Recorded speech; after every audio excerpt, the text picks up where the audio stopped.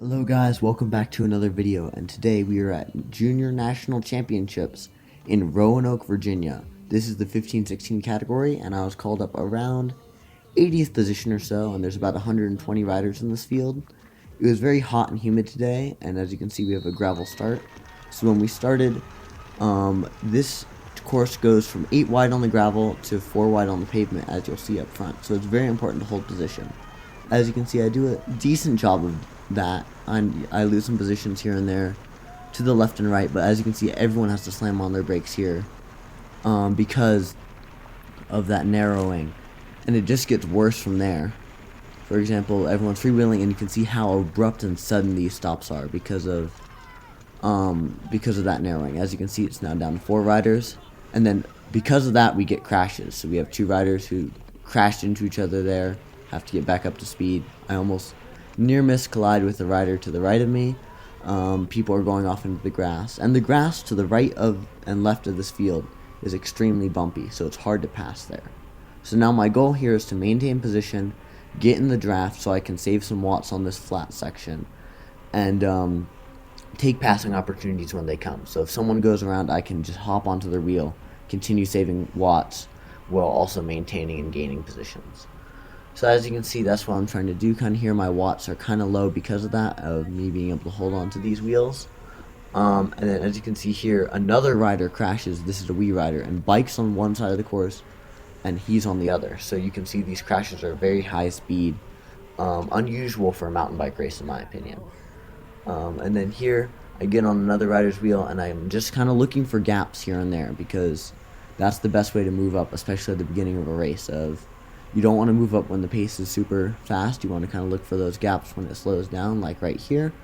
I hop on the Texas Devo rider's wheel, and I try and get around some people. And I kind of thread the needle here in between these 2 riders, and just kind of get positions wherever I can, because this is a very, very long road section. Unlike last year, if you saw my last year National Champs video, you'll know that it was a very short, low road section that turns straight into single track.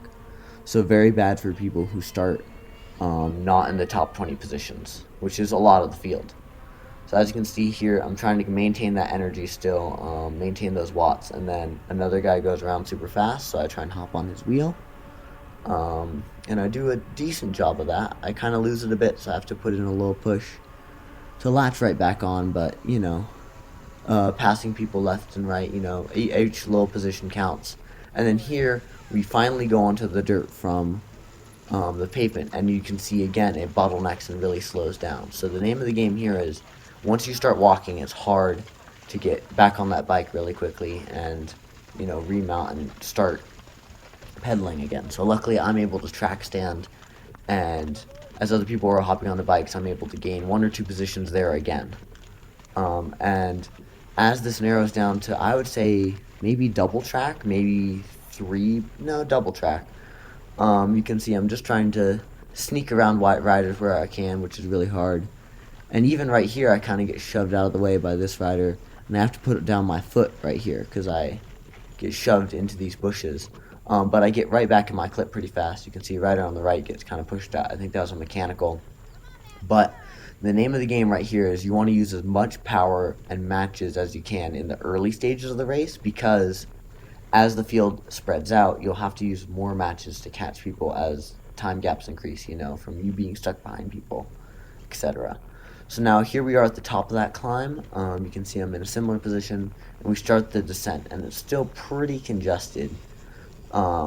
And this kind of reminds me of last year's Nationals, this little part of going into the foresty and trees and kind of getting riders all stuck around you.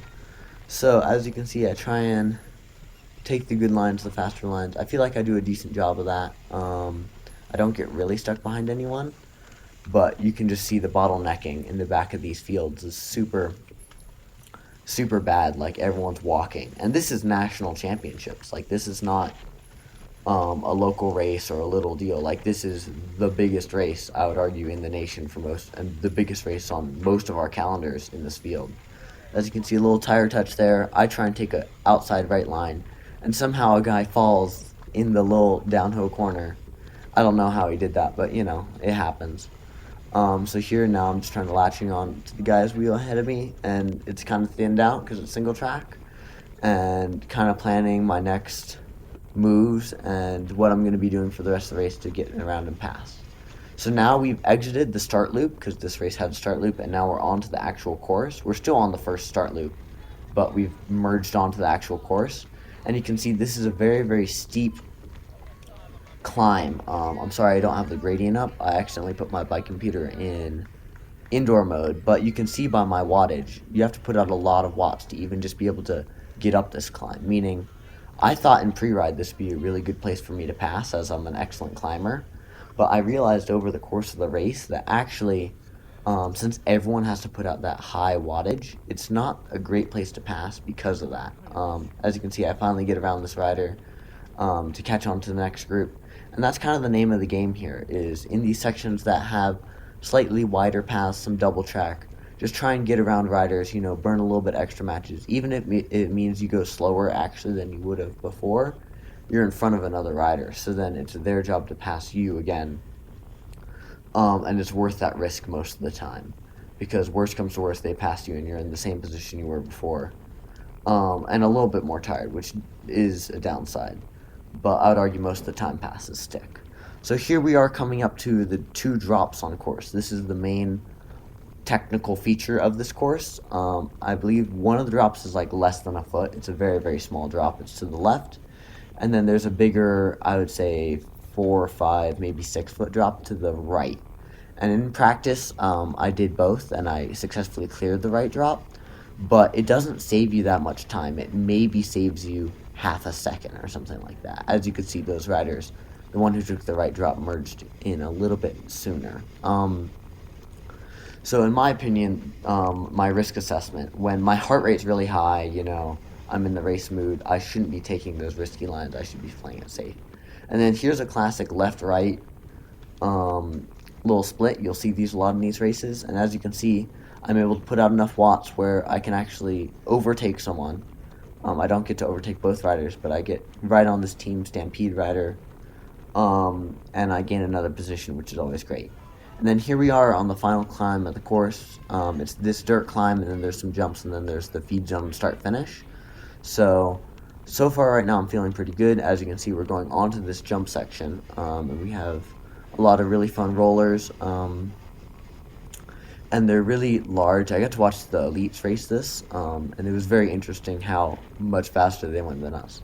But now the name of the game is, this is a paved feed zone, meaning since I didn't really need feed, I kind of planned my feed and my ice out really well, because it was 90 degrees and humid at 7 a.m. when I think this race happened. I think it was about 7:20 right now. It was all about passing, so I get around 1, 2 people do get around me, so that kind of equals itself out. But I think I get around this guy. Yeah, I get around a 3rd. I get around a 4th. So now I'm up 2 places out of that. So if you don't have to feed, it can be an advantage to not attack through the feed zone per se, but like just continue your pace, right? And not pull off and slow down for feed. As you can see, I think I'm going to catch both of these Roanoke Star Devo riders, which means I'm up 4 places now. And I'm still holding the wheel of the riders that zip by me. So here we are through the start-finish gate, and now I have 3 full laps to complete on top of the start loop. So as you can see, this course kind of gets all the riders spread out before they go onto the real laps of the course, and the course is very different. Last year we went right up that road, and this year we kind of take a right turn and meander through the forest. So right here we are in the middle of the course, and you can see this is the first hill, and you can see one rider attacks, and I try and follow that move because they were trying to get around a slower rider. I wanted to get around, multiple riders, but every rider counts. And that rock garden right there has many different lines, and I saw almost all the people taking different lines through that. And then here we are, we're coming up to that super steep climb that I talked about on the start loop. This is where the start loop merges in, and then this is that climb that we did last lap.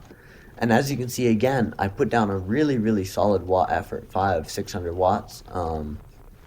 And I'm not really, I'm gaining a bit on some riders, but I'm not making a big, super large dent in positioning and placing, and like I even get passed by some riders on that. So it's not as great of a spot as I thought to attack at the beginning.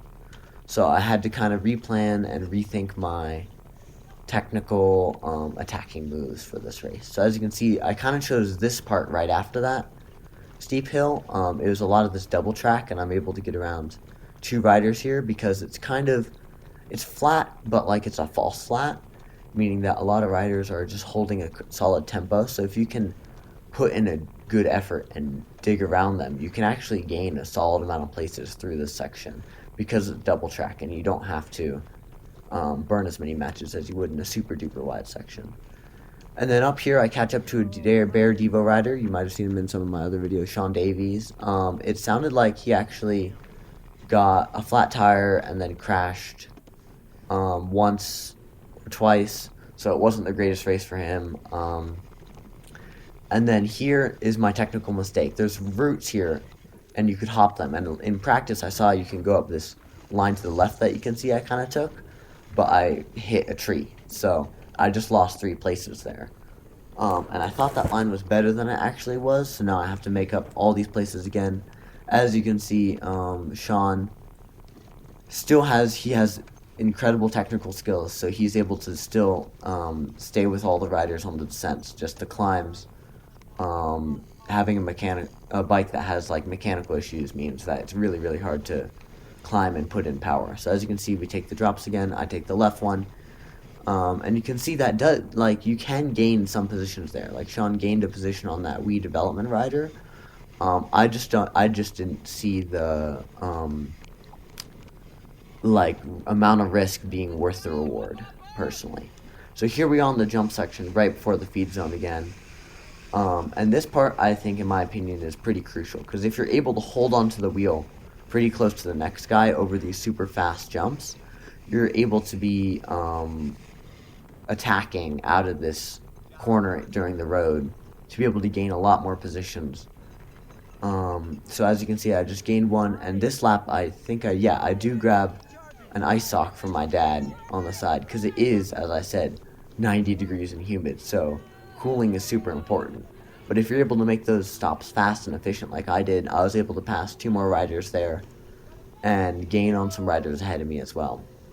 So I think that's a very interesting strategy of, if you can get your fueling and cooling needs, or whatever, different races have different needs of course, but if you can get all those kind of dialed in, you can make your feed zone stops more efficient and extra fast, meaning you can actually gain more positions on riders. As you can see, just passed 2 more people. And then here I passed Sean. He's just holding on the best he can, and 2 laps to go, so he doesn't have a super long time to hold on. He's halfway done. And we kind of take this left-hand turn up onto this climbing section again, meander through. I think I was around 60th at this point, probably 65th place, from what I heard from the spectators. And right up here is another jump line that they added, and you can see Sean gets ahead of me smartly because he has incredible technical skills. So you can even just see the gap gain as we're descending down this. As you can see, just the difference of technical skill and technical ability, and how that's very advantageous in cross-country races, even though a lot of riders only train their fitness and focus a lot more on fitness than I think technical is kind of like the hidden aspect of cross-country racing, in my opinion. But as you can see, I just kept back onto his wheel, and we're on that same climb section that riders attacked on last lap, and as you can see, another attack goes. And I try and follow it to the right. It doesn't really work, so then to the left, and then I go to the right. And then I really like this line. My friend Holden showed it to me in pre-ride. And I did see there were other lines that also looked pretty good, but I just, as I said, didn't want to test my luck on race day, so I just stuck with what line I knew and I was comfortable with. And then here's that super steep climb yet again. Pretty big dig and acceleration.